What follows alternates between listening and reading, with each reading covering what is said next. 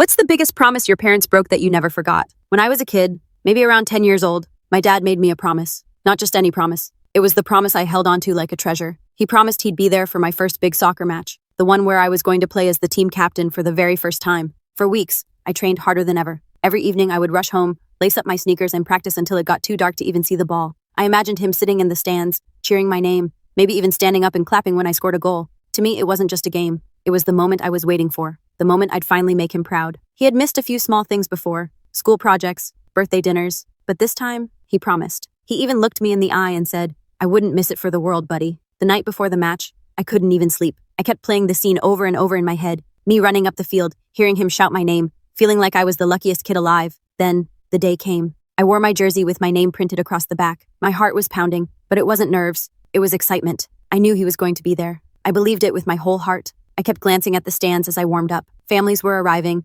parents waving, little brothers and sisters running around with balloons. And every time a new person walked in, I felt my chest tighten. Maybe that's him, but it wasn't. The referee blew the whistle to start the match, and still, no sign of him. At halftime, I scanned the crowd again. Still, empty. That's when this strange feeling started to creep in. This sinking, heavy feeling in my stomach. But I shook it off. Maybe he's running late. Maybe he's stuck in traffic. The game ended. We lost, but I barely felt it. The real loss was sitting heavy on my shoulders, like a weight I couldn't shake off. Afterwards, while my teammates celebrated or wiped away their tears, I sat quietly on the bench, just staring at the grass, still waiting, still hoping. When I got home, he was sitting at the kitchen table, drinking coffee like it was just another day. He looked up at me with a guilty smile and said, "Hey champ, I'm sorry. Got caught up with work. You understand, right?" And I did what kids always do. I nodded. I forced a smile. I said, "It's okay, Dad," because what else could I say? But inside something small and fragile cracked. Not because he missed a soccer game, but because he made a promise, and I believed him. From that day on, I learned something that maybe no 10-year-old should have to learn so early, that sometimes, even the people you trust the most will let you down.